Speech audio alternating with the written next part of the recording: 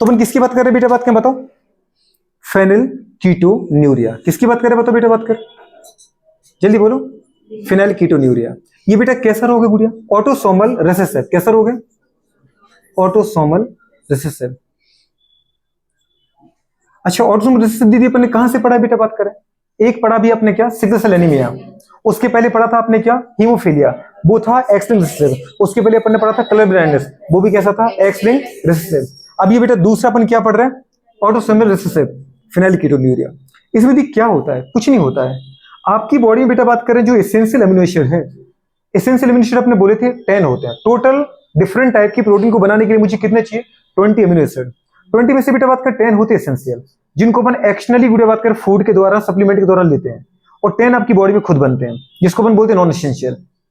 अब जो एसेंशियल होता है गुड़े बात करें, याद है अपने टीवी मिल पास से पढ़ा था, उसमें बेटा एक अमीनो एसिड होता है जिसका नाम है फेनाइल गुड़े बात करें एलेनिन। क्या नाम है, तो बेटा बात करें जो एसेंशियल अमीनो एसिड है जिसका नाम क्या है बताओ बेटा, बात करें फेनिल एलेनिन। क्या है, फेनिल एलेनिन गुड़े बात करें।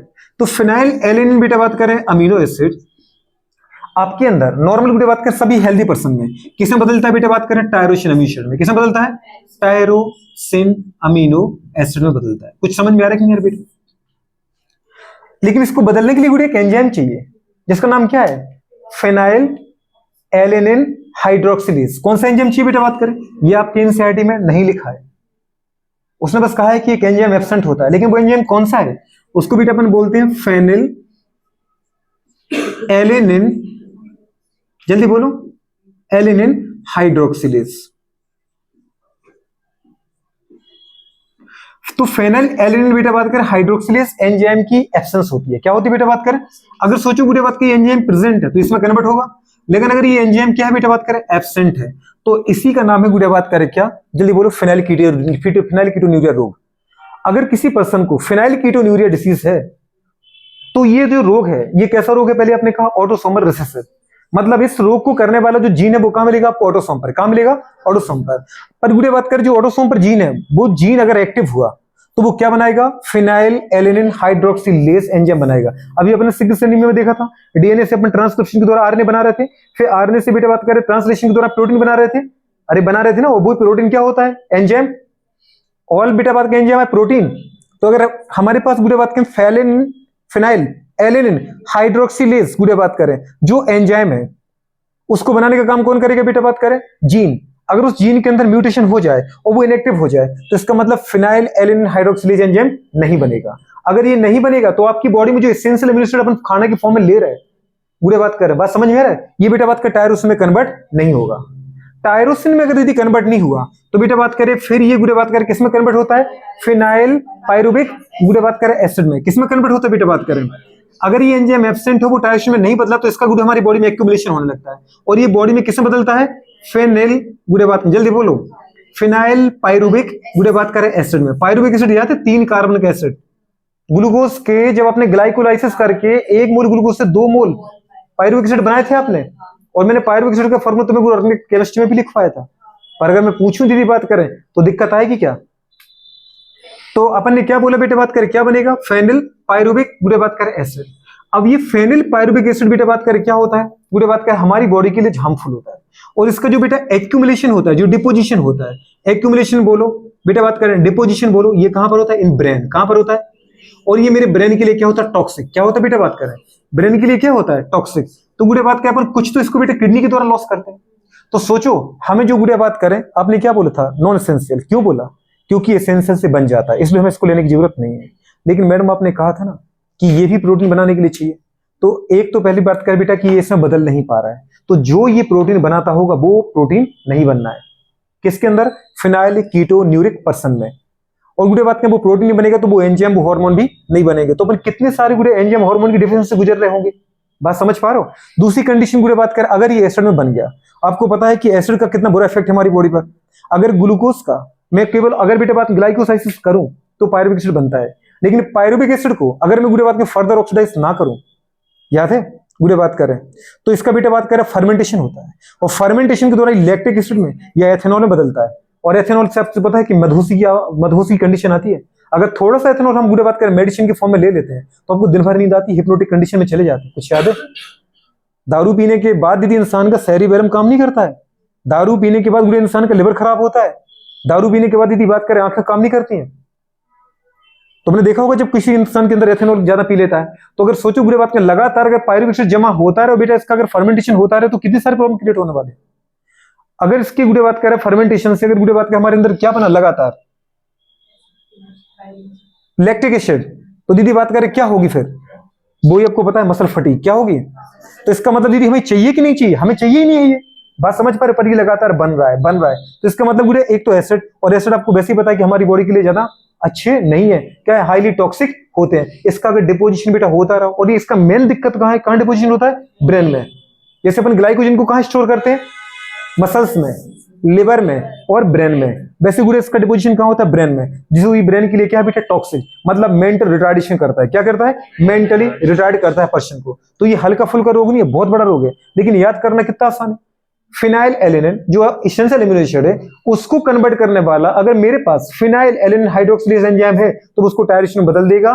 बुरे बात करें तो ये फेनिल एलेनिन मेरे अंदर बुरे बात करें फेनिल पायरुविक एसिड की फॉर्म में स्टोर नहीं होगा, तो मेरे ब्रेन के अंदर टॉक्सिसिटी पैदा नहीं होगी। लेकिन अगर दीदी बात करें फिनाइल एलेनिन अमीनो एसिड को टायरेशन में बदलने वाला जो एंजाइम है जिसका नाम है फेनिल एलेनिन हाइड्रोक्सिलेज, अगर वो मेरे अंदर एब्सेंट है तो मेरे अंदर दीदी बात करें यही एंजाइम रहेगा, इसमें नहीं बदल पाएगा।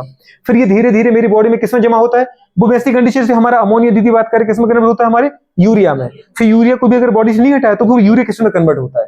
तो कंडीशन क्या बेटा बात करिए, हमारे पास फेनिल पायरुविक एसिड बनाएगा, और फेनिल पायरुविक एसिड कहां डिपोजिट होता है? ब्रेन में। और ब्रेन के लिए क्या है करता है? ये टॉक्सिसिटी क्रिएट करता है, मेंटल रिटार्डेशन करता है। बात समझ में आ रही कि नहीं आ रही? तो इस रोग को अपन क्या बोलते हैं दोस्तों?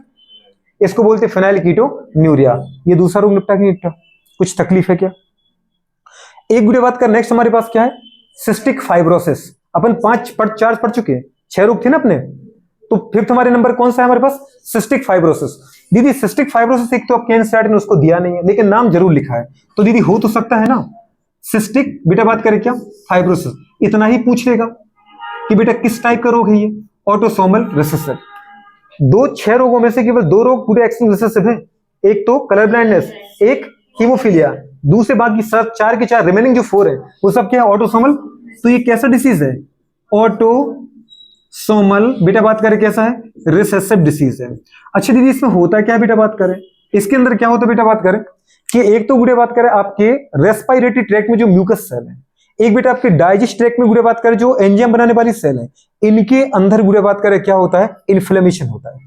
सिस्टिक फाइब्रोसिस में आप बोलते हैं ना प्रोलिफरेशन हो गया, फाइब्रोसिस हो गया, तो कंडीशन क्या है? जो सेल बुरे म्यूकस सीक्रेट करते हैं, जो सेल बेटा बात करें डाइजेस्टिव एंजाइम सीक्रेट करती हैं, वो बुरे बात करें सेल ओवर एक्टिव हो जाती हैं, तो भर भर के एंजाइम सीक्रेट करती हैं और भर भर के बुरे बात के म्यूकस सीक्रेट करेंगे।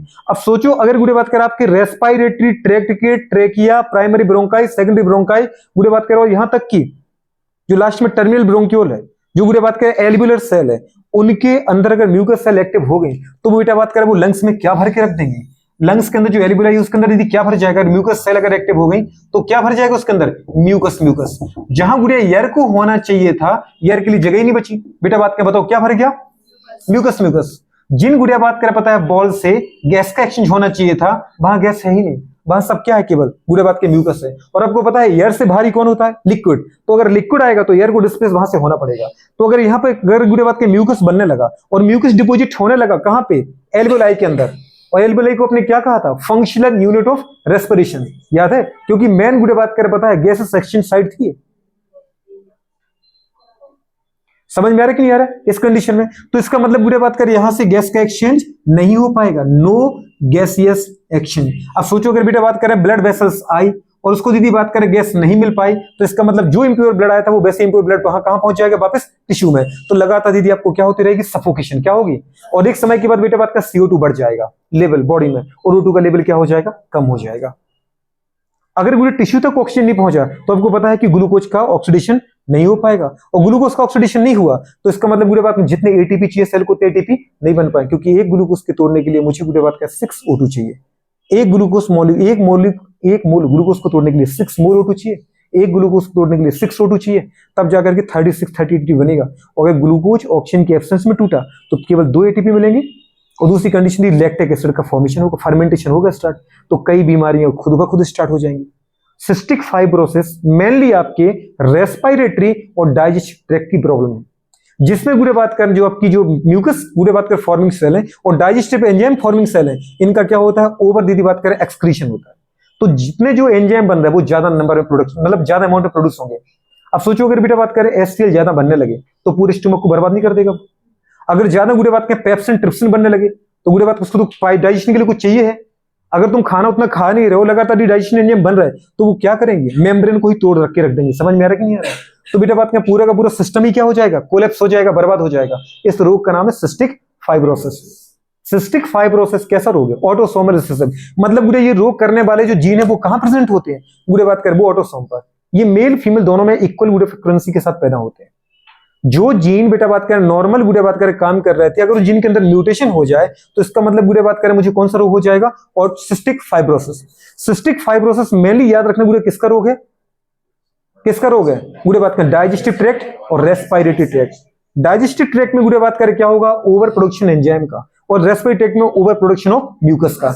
ना बेटा बात करें वहां से गैस सेक्शन हो पाएगी, और यहाँ गुड़े भर भर के अगर एंजाइम आ गए तो पूरे इंटेस्टाइन को कर देंगे, बर्बाद कर देंगे। अगर एचसीएल निकला तो आपको पता है पूरे के पूरे, हमें जब कभी थोड़ी बहुत ज्यादा मिर्ची वाला खाना खा लेते, ऑयली खाना खा लेते, इजीली वो डाइजेस्ट नहीं होता है। आपको पता है ऑयली खाने के लिए गुड़े बात कर आपको ज्यादा से ज्यादा क्या चाहिए पड़ता है, बाइल जूस। बाइल जूस काम करेगा तब जाके वो वेल्सिफाइड होगा, तब जाके वो डाइजेस्ट होगा। तो हम जब ही ज्यादा ऑयली खाना खा लेते हैं तो उसको डाइजेशन करने के लिए लंबे समय तक एचसीएल को काम करना पड़ता है। एचसीएल अगर लंबे समय तक काम करेगा तो आपको पता है आपको कितनी दिक्कत आती है, कई बार डकार के फॉर्म में ऊपर आता है। तो गुड़े बात कर वो खट्टी खट्टी कितनी तीखी तीखी मिर्ची वाली, आपको पता हो गुड़े बात कर डकारें आती है, नहीं आती क्या? अगर गुड़े बात कर लंबे समय तक लगातार ये एचसीएल बनते रहे तो आपको पता है ऐसे लोगों को स्टमक अल्सर हो जाएगा। फिर गुड़े बात कर सीवियर स्टमक अल्सर के बाद ब्लीडिंग होने लगी, इंटरनल ब्लीडिंग के बाद गुड़े बात कर पूरा इंटेस्टाइन रप्चर हो जाएगा और फिर इंसान की क्या हो जाएगी, डेथ हो जाएगी। बात समझ पा रहे? कुछ लोगों को तुमने देखा हमेशा स्टमक अपसेट की समस्या रहती है, पेट में जलन हो रही है, दिक्कत हो रही है, खाना नहीं खा पाते, धीरे धीरे गुड़े बात कर बॉडी कमजोर होने लगती है। कई बार गुड़े बात कर ऑपरेशन होते हैं। बात समझ पा रहे? फिर भी नहीं अगर नहीं हुआ, क्योंकि ऐसा रोग अगर है वो क्रोमोसोम का रोग है, जीन का रोग है, तो उसको कंट्रोल करना तो पॉसिबल है ही नहीं। दीदी बात कर तो फिर इंसान की क्या होगी, डेथ ही होगी। बात समझ पा रहे? तो छोटा मोटा रोग नहीं, बहुत भयानक रोग है, याद रहेगा। एनसीईआरटी ने इसके ऊपर कुछ नहीं लिखा, लेकिन आपको मैंने बताया तो आपको हमेशा याद रहेगा कि more production of mucus and respiratory tract, more production of enzyme in digestive tract. तो दोनों के दोनों बर्बाद। ठीक है दीदी बात कर। एक क्या बचा, थैलेसेमिया। क्या बचा, इसकी बात अपन कब करेंगे? ठीक है चलो करो, नोट करो उसको फटाफट।